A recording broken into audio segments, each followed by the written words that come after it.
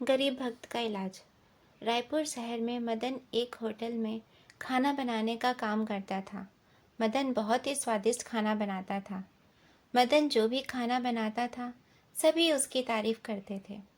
मदन के घर में उसकी पत्नी रमा और एक बेटा मोहन था। मदन को हर महीने 5,000 रुपये मिलते थे, जिससे किसी तरह उनके परिवार की गुजर बसर हो जाती थी।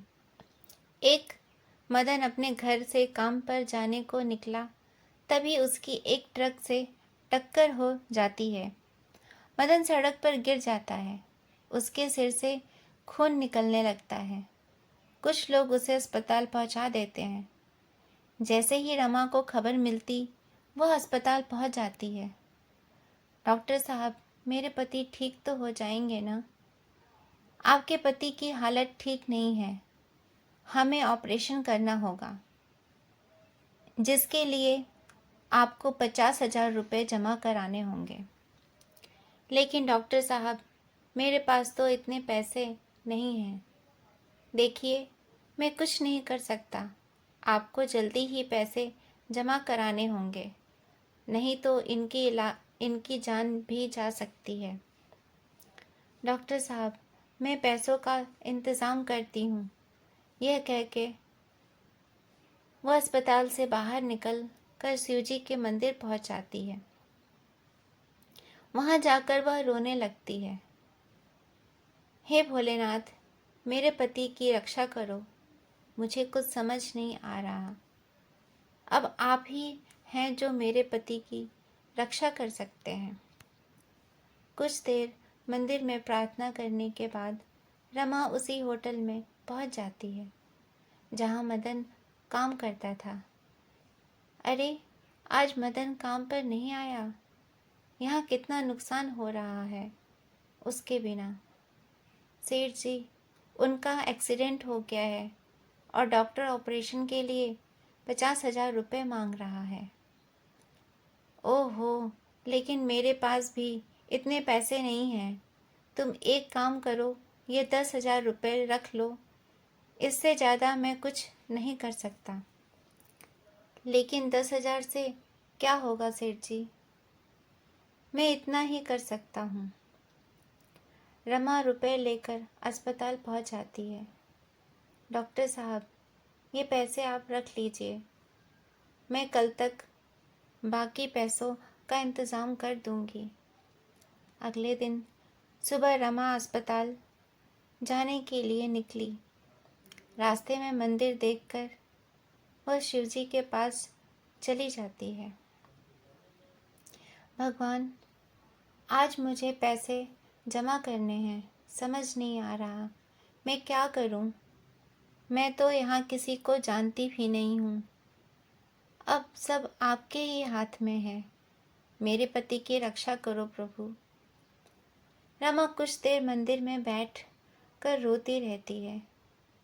उसके बाद वह बाहर आ जाती है। तभी मंदिर की सीढ़ियों पर उसे एक बच्चा दिखाई देता है। बेटा, तुम कौन हो और यहाँ अकेले क्या कर रहे हो? मेरे माता पिता खो गए हैं। क्या आप मुझे उनके पास ले जा सकती हैं? लेकिन मैं उन्हें कैसे ढूंढूंगी? तुम एक काम करो, मेरे साथ अस्पताल चलो। वहाँ से हम पुलिस स्टेशन चलेंगे। पुलिस तुम्हारी माता पिता को ढूंढ लेगी। रमा उस बच्चे को लेकर अस्पताल पहुंच जाती है। लेकिन तभी अस्पताल के दरवाजे पर ही उस बच्चे के माँ बाप मिल जाते हैं। आपका बहुत शुक्रिया, आपने मेरे बच्चे को ढूंढा। कोई बात नहीं, भगवान भोलेनाथ की कृपा से आपका बच्चा मिल गया, यही काफ़ी है। आप अस्पताल में कैसे आई हैं? रमा ने उन्हें सारी बात बता दी। कोई बात नहीं, आप ये पैसे रख लीजिए और अपने पति का इलाज करवा लीजिए। रमा पैसे लेकर अंदर जमा कराने चली जाती है। वो डॉक्टर को पैसे देकर बाहर आती है तब तक दोनों माता पिता वहाँ से चले जाते हैं। उसी दिन मदन का ऑपरेशन हो जाता है और कुछ दिनों में ही ठीक होकर घर आ जाता है। कुछ दिन बाद मदन, रमा और मोहन तीनों भगवान शिव के मंदिर जाते हैं। भगवान, आपकी कृपा से मेरे पति ठीक हो गए। रमा जब मूर्ति की ओर देख रही थी तो भगवान शिव और माता पार्वती में उसे वही माता पिता दिखाई दिए जो अस्पताल में मिले थे। यह देखकर रमा रोने लगी। भगवान, आप स्वयं मेरी मदद करने आए और मैं आपको पहचान न सकी, मुझे माफ़ कर दीजिए। और फिर रमा ने यह बात मदन को बताई। तीनों उस दिन से भगवान भोलेनाथ की भक्ति करने लगे।